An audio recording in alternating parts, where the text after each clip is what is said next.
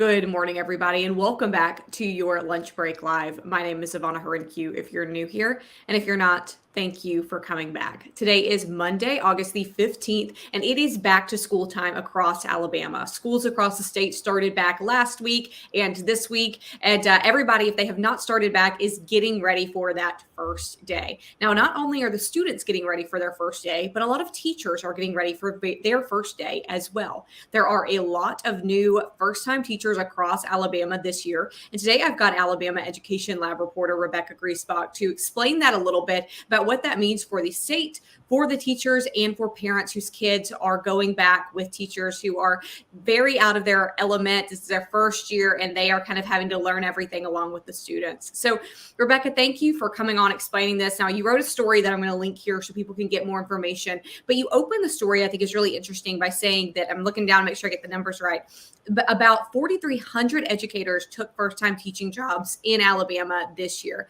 That is up from about 3,200 last year. So that's a pretty big jump for first-time teachers in 2022. Right.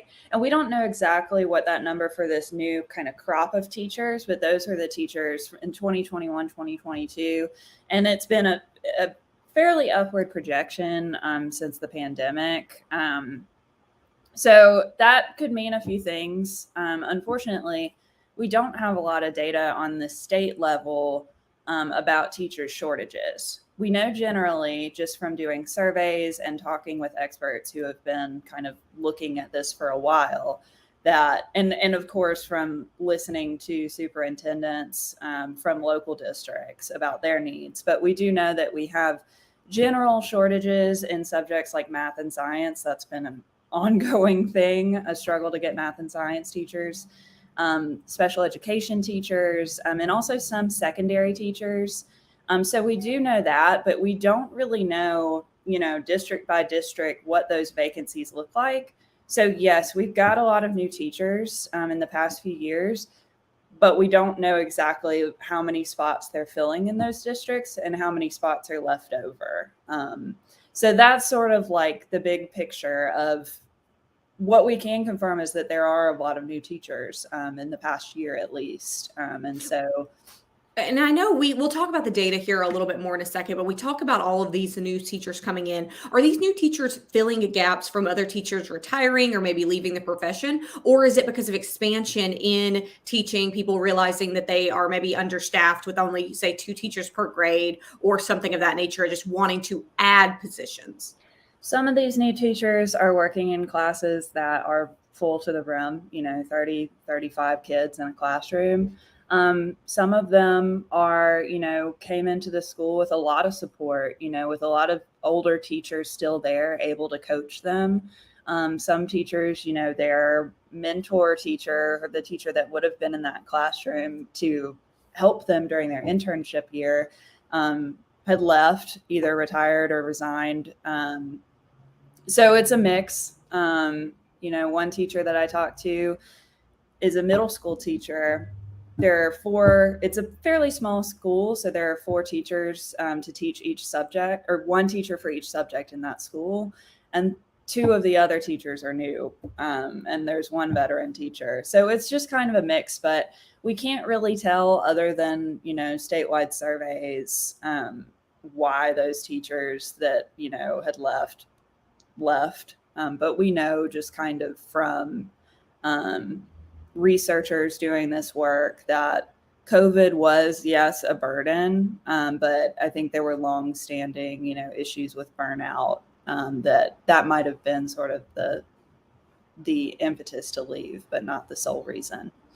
Well, and we know just based on, again, qualifications here, even if teachers are new to the profession, some of them do have a background and maybe a degree in some type of teaching or education related field, and everybody else has to be certified. You cannot just walk in and say that you're going to teach a grade, right? All these teachers do have some type of training, background, education in going in to teach in a school. So I think that's an important distinction that we make here is while maybe this is their first year, they do have some training. But as we know, Rebecca, I think everybody knows you can get training in a position. And then when you get on the ground and it's your first day, things are completely different than what they told you in the classroom or what you read in your study materials. And it's just a different world. So tell me a little bit about what you've learned from some of those new teachers that you spoke with for this piece.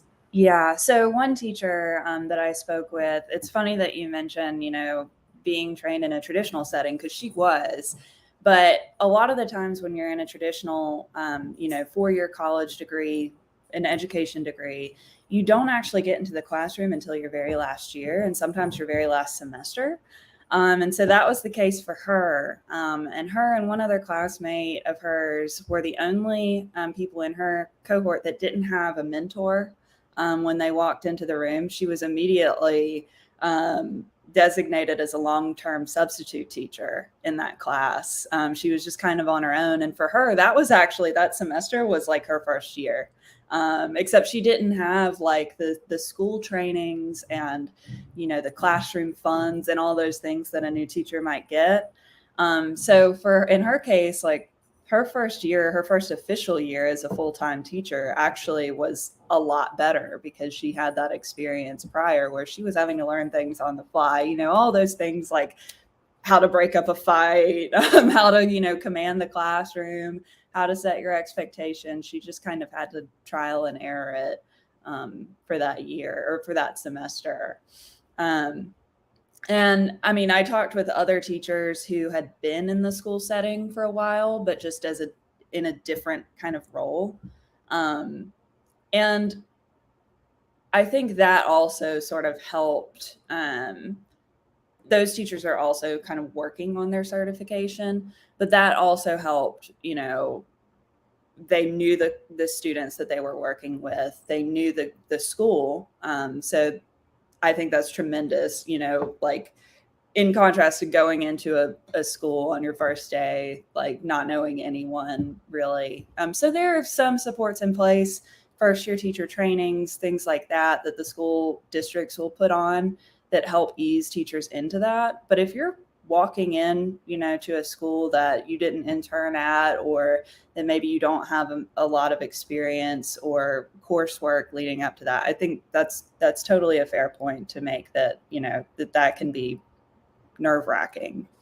Right. And you talked a little bit about data, and I want to go back to that. And that is that we don't know why there are all of these vacancies. We don't have a concrete reason. We don't have concrete numbers from the state there. We do know that we've seen things across the country and across the state. Again, you said there is always a need for math and science teachers, just teachers in the STEM fields, teachers who work with students who have special needs or special education teachers, as we call them sometimes as well. And there are some fields that just are a little bit more understaffed traditionally than some of our other education fields. Tell me a little bit more about some of those reasons, and also maybe why we don't have this data to show exactly what the cause of the shortage is. Yeah. It's hard to tell. I mean, math and science, we have recently, the state has launched an incentive called the TEAMS program, which gives money incentives for additional training for math and science teachers. And so we don't have numbers yet about that. But there have been some things that the state has done to kind of target those specific groups. Another point that I think, slightly deviates from this, but I think experts are saying is just as important to consider, is looking at our talent pool in the state and looking at who we're not attracting. And that could mean local candidates. That could mean looking at the diversity of our teaching workforce. We know that in Alabama, I think it's about 4% or 5% of teachers are Black men, and about 25% are male. So we've definitely got some gender and race disparities too, that if we, looked toward policies or efforts to maybe recruit more diverse candidates, that could actually fill those gaps that we have.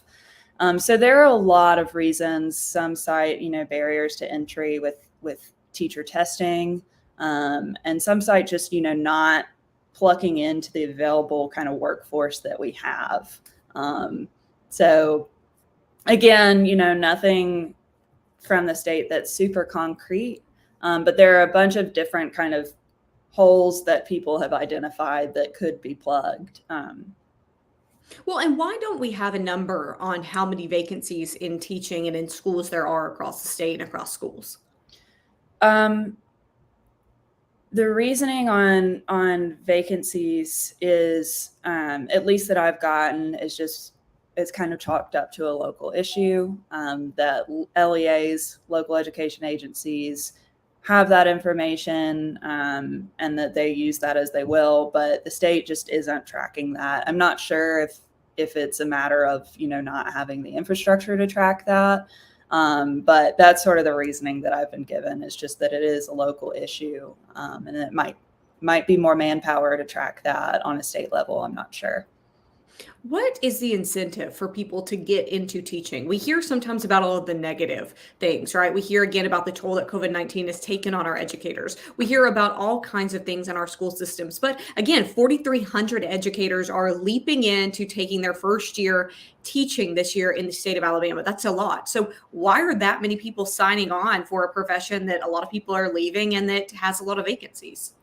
Yeah, and one thing that, we hear a lot about, teacher shortage and this crisis that's kind of a blanket statewide thing. And you hear a lot about, teachers leaving in droves. But I think one thing that I learned from talking with new teachers, at least the ones that I talked with, I'm not saying this is the experience of every new teacher, but that there was some level of like, you're there for the kids. Some of them are leaving high paid careers to go into the classroom because it's their passion. I know that sounds cheesy, but like, you can have a direct impact on children, as a teacher.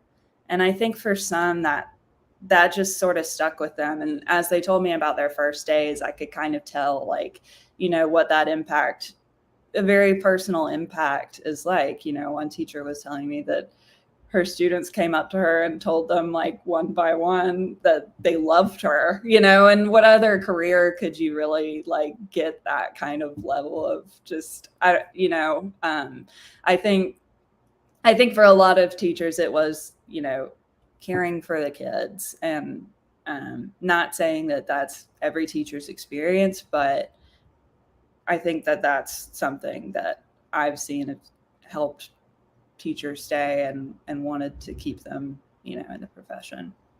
Well, I think that we can say, Rebecca, in journalism, we don't get that response most of the time. Haven't gotten those calls very often. Rebecca, tell me, did the teachers tell you, these new teachers, did they say anything about what they wanted parents to know? If you were a parent who has a child in a classroom with a new teacher, a new educator, what do those educators want parents to know? And what do you think parents should know about that? That's a good question. And one that unfortunately I didn't ask these teachers, but I mean, I would just say, like, from talking with them, I can tell that they're trying their best, and that they care. And I think a lot of them wanted them to know, that, some of them are filling the gaps that some parents might not be able to provide, in the classroom. Some of them are, I talked with one teacher who was like offering lunch money, to her students, and kind of, just being there as that support person when maybe if you're working all day, working 3 jobs, you can't really necessarily give that 8 hours a day attention to your child, and teachers are there to do that. So, I think generally the sense that I got from teachers is that, the teachers that I spoke to, is that they're here, they're new, but they're trying their best. And they're there to keep your kids safe, more than anything. Well, we know teachers are the unsung hero, I think, of the world. I think we can all remember a teacher who has made a positive impact on our life. I know at least I can think of several. So, Rebecca, we know again that these teachers are often underappreciated and overworked. So, very interesting again that 4,300 educators are tackling this new career for them. So, Rebecca, thank you for explaining this. We're going to leave a link to your reporting here, and people can keep up with you and your team at the Alabama Education Lab. We're going to leave a link there as well, so where you can learn more about the Education Lab and keep up with all of your work. So I know it's one of the first weeks back to school. Again, maybe first week for some, second week for some. So I know you and your colleagues have a lot of work to do, and you'll be keeping up with that. So I'm going to let you go there. Thank you again, Rebecca. Everybody watching, thank you so much. We'll see you tomorrow.